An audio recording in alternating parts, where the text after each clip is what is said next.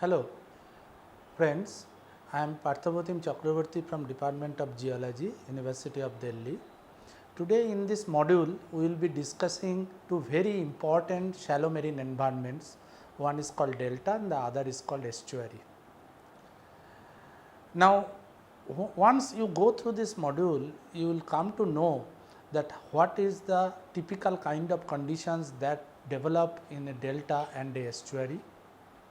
Number 2, you will be able to understand the processes that operate in these two environments, that depending on processes the different kind of geometries what develop in these environments, and also you will come to know about the products of this environment which will help you in identifying these environments in the ancient rock record. So, coming on to the main discussion of these two environments, first we will discuss the delta. Now, delta is one of the most important environment for the human being, simply because of the reason that about 25% of the world population that inhabits on the delta and 30% of the world oil reserve that comes from the deltaic succession. That makes this delta one of the most sought after environment in the sedimentological exercise.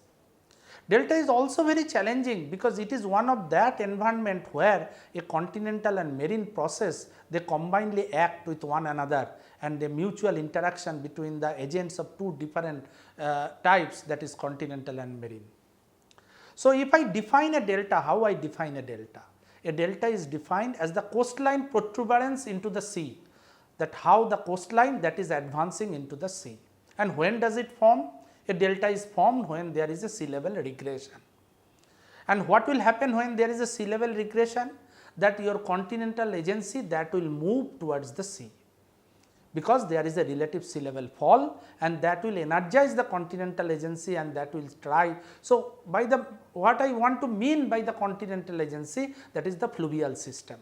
So, fluvial system will try to encroach into the sea, and the sediment which will be delivered by the fluvial system into the sea, that will create a kind of deposit that we call the delta. Now, as the name implies delta, you can understand it is simply a mathematical symbol, that is the delta. So, essentially the term delta is designed based on the geometry of the body. But the problem with the sedimentologist is that the simple geometry of a delta, what you can see in the modern environment, that it is the deltaic protuberance of the sediment, that you will not get when you will see it in the rock record. So, the geometry will not be present in the rock record. So, when as a sedimentologist we will be going to interpret the rock record, then what we will be relying on? We will be relying on the processes operative in the delta, that is the main characteristic process of the delta, and the products that will be formed out of those processes, rather than relying on the geometry of the body, which is only present when you see it in the modern setting. Now, this figure explains the character of a arcuate delta. This is an example from the Krishna Godavari delta of India. You can see two river system, Krishna river and Godavari river, that is forming the delta, and the typical pattern of the arcuate delta, that you can see in some portions there are some spikes in the system, that you can see the spikes, that is a typical character of the arcuate nature of the delta.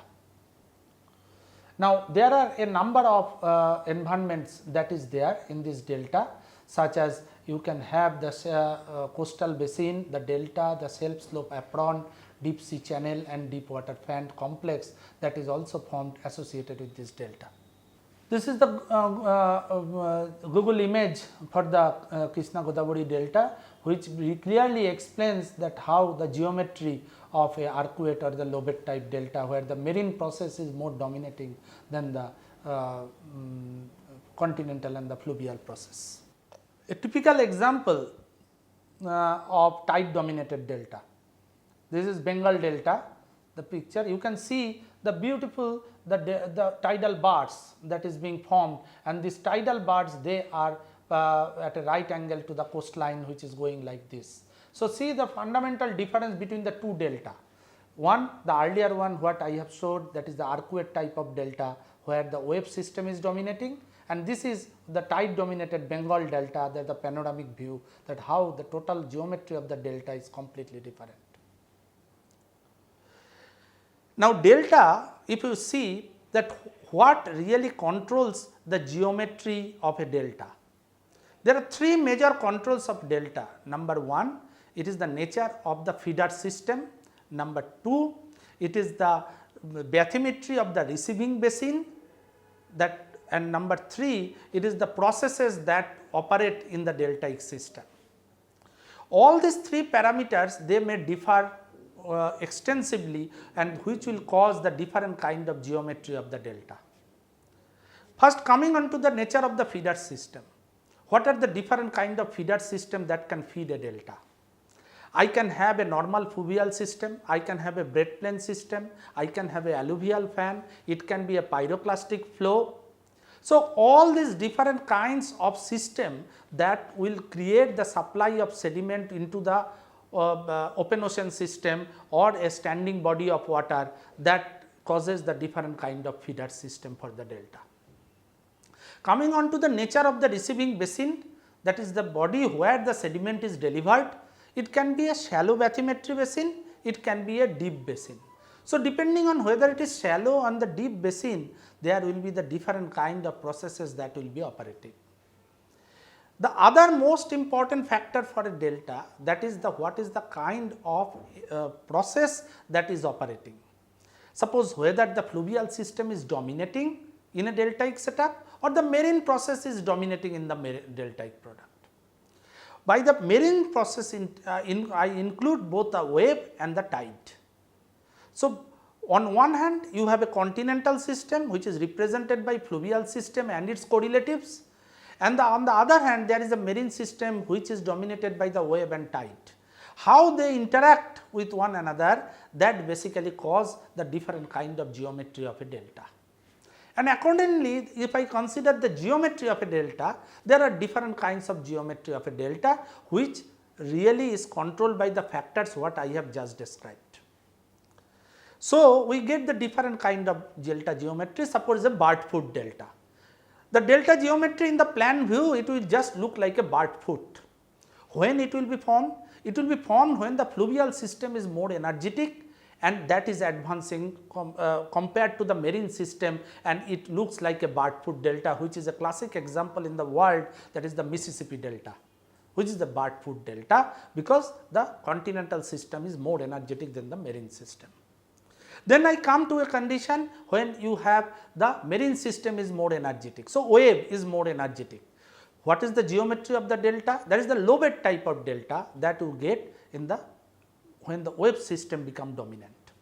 And the classic example of the lobate type of delta, that is basically the Senegal delta, our Krishna Godavari delta, all these are very classic example of the lobate type delta, where the wave energy of the marine system that is dominating over the fluvial system.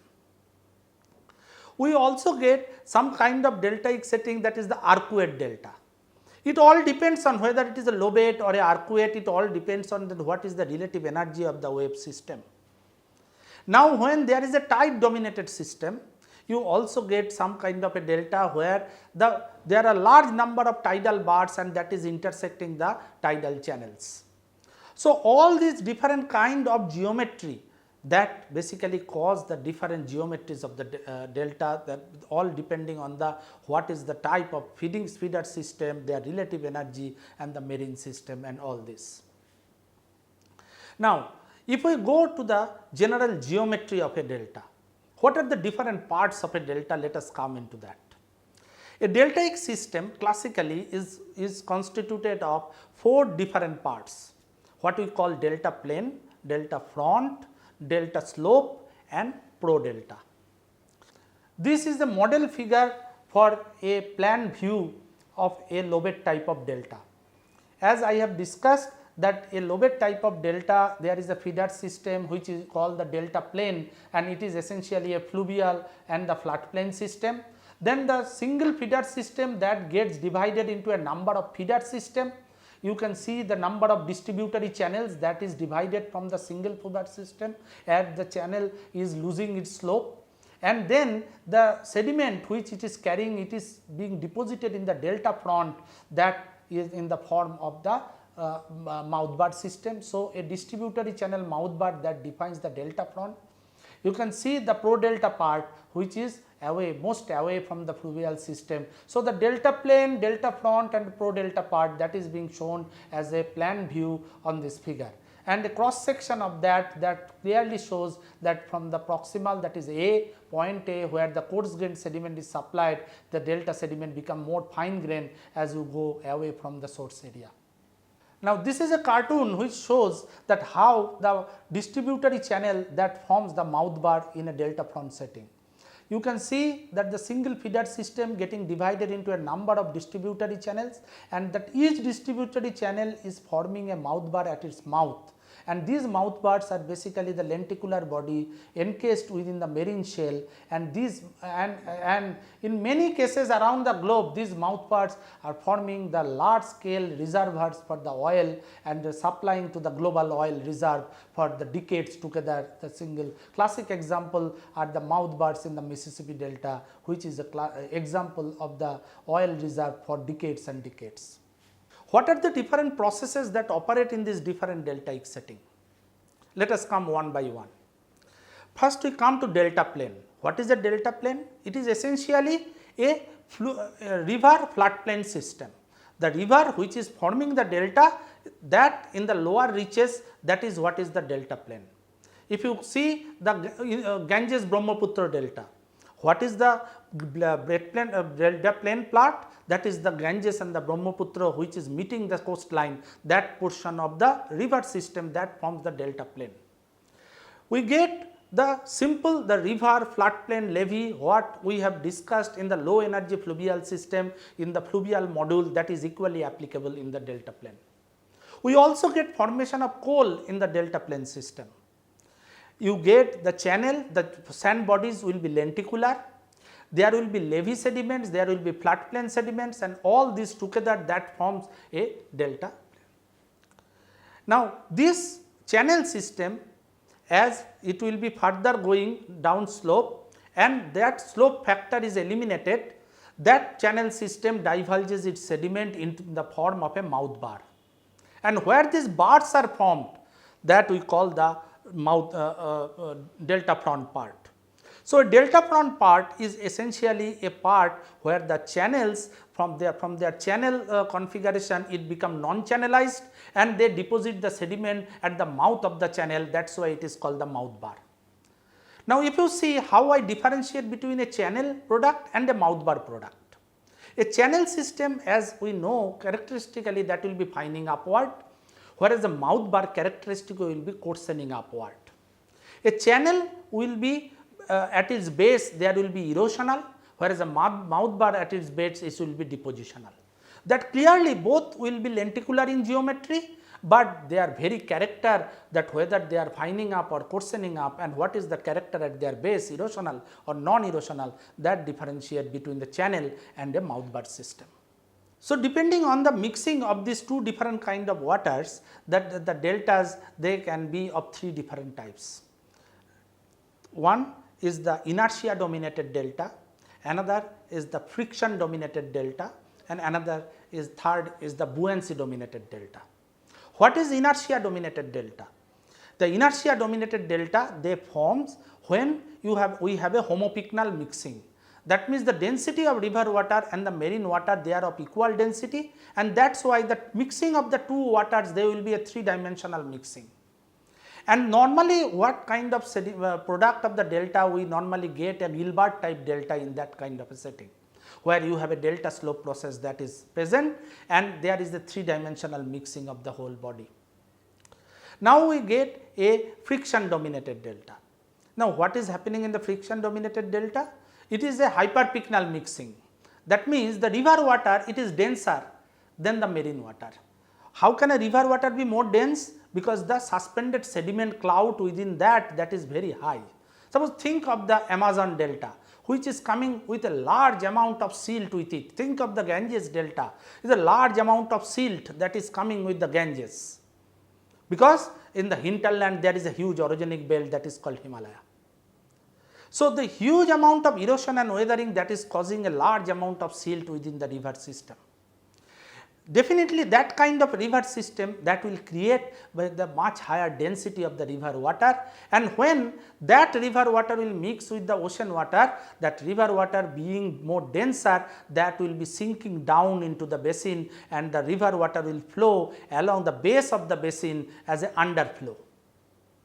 The delta geometry will completely change in that case. The more important factor that will operate is the friction, and that is why you will get the ground bar, that will be middle ground bar will be formed in that delta, and the channels will be bifurcated around that ground bar.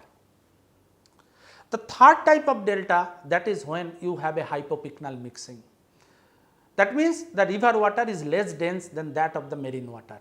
So, what will happen? That the river water will float onto the ocean water, because it is less dense, so it cannot sink. It is floating, and thereby the river water will be spreaded for a large distance within the basin, and that kind of delta will give the most largest kind of delta in the world, where the river water is less dense. So, as a buoyant action, it will be floating onto the ocean water, and then that will be sinking, forming the large delta.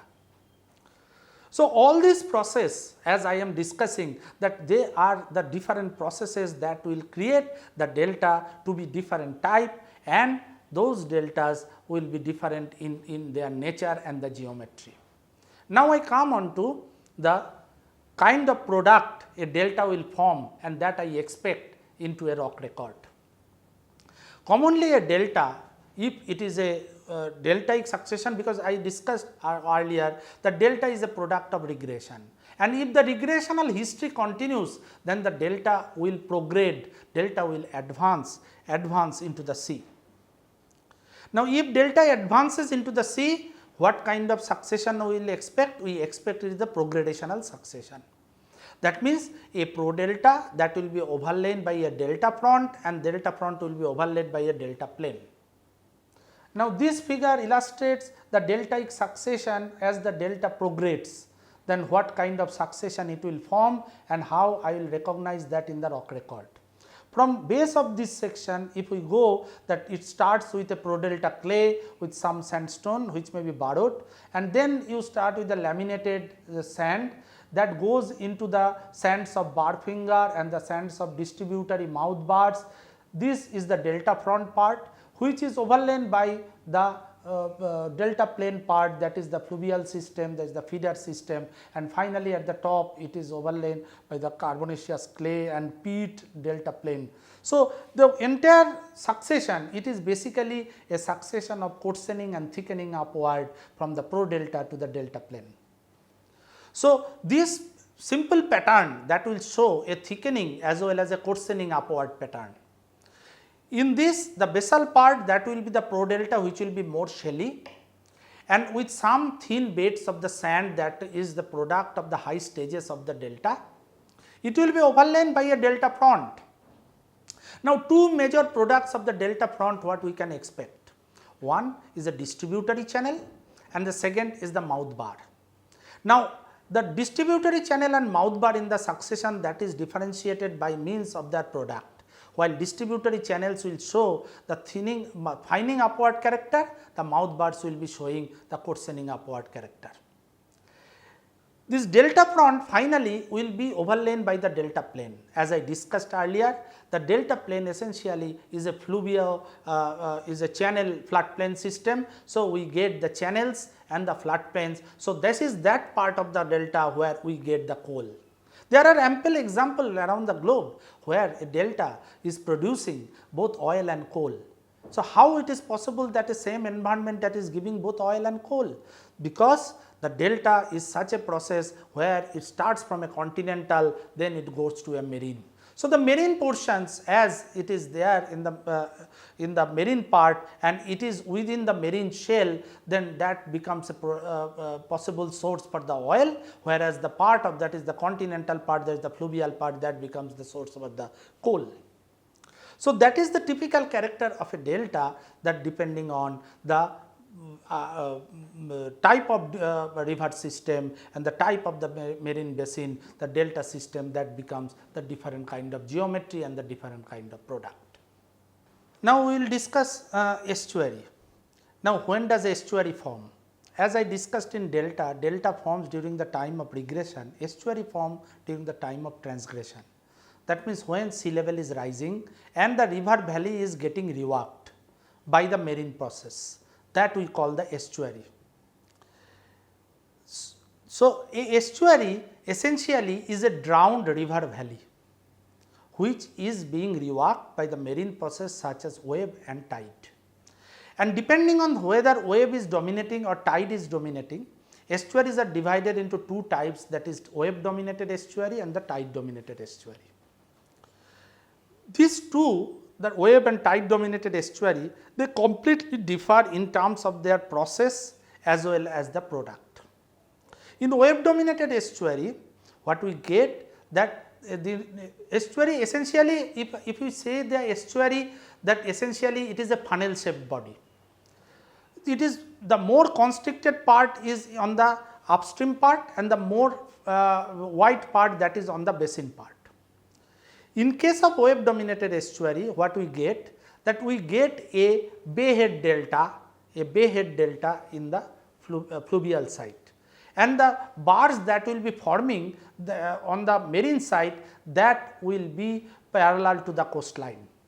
So, the formation of bars parallel to the coastline and the bay head delta, that creates a low energy environment in the middle part of the wave dominated estuary. This figure illustrates the formation of a estuary, particularly wave dominated estuary.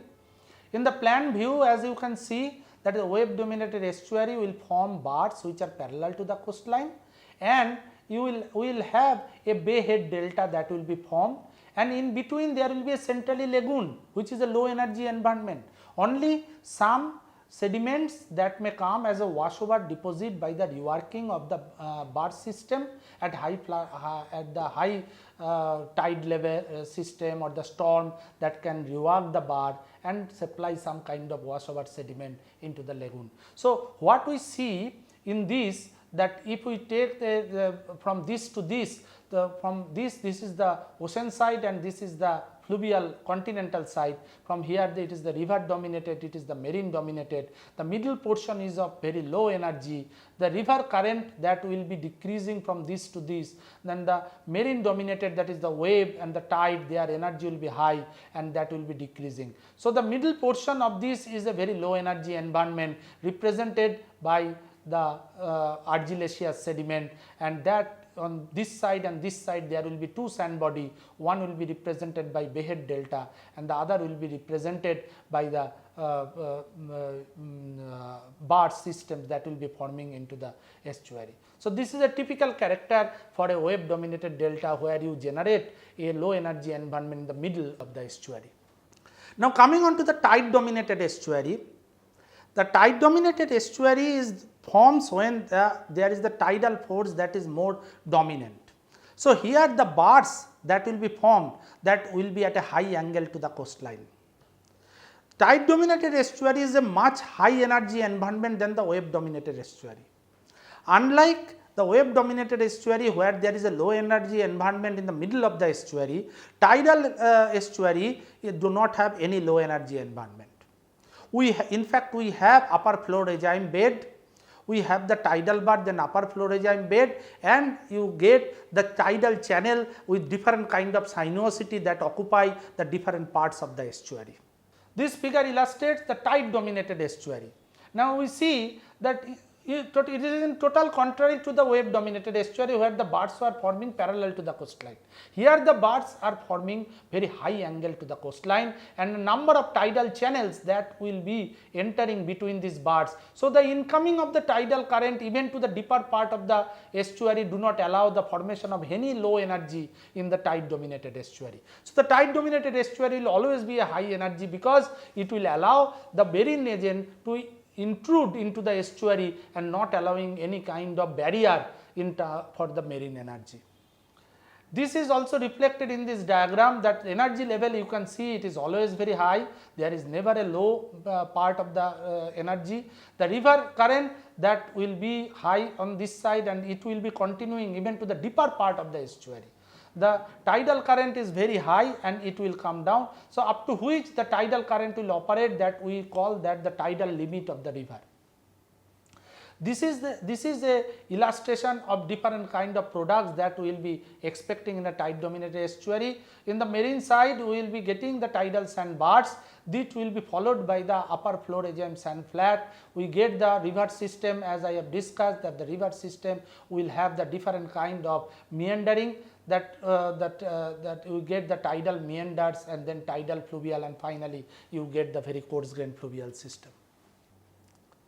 So, a tide dominated estuary is essentially a higher energy than the wave dominated estuary, and also it differs from the wave dominated estuary in the orientation of the bar system. While in the wave dominated estuary the bars are parallel to the coastline, in the tide dominated estuary bars are at a high angle to the coastline. These estuaries, depending on the relative sea level trend, that whether the relative sea level trend is rising or relative sea level trend is falling after the formation of the estuary, they can create the different kind of succession.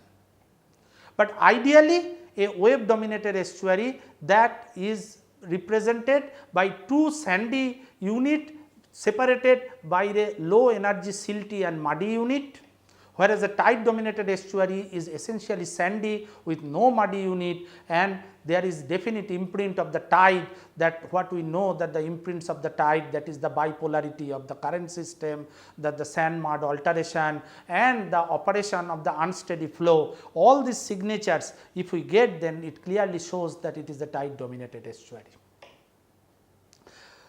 Now, if we summarize that what we have discussed in the delta and the estuary, what we find, that this delta and estuary, these two are the most important shallow marine environment formed at the interface of the continental and the marine system.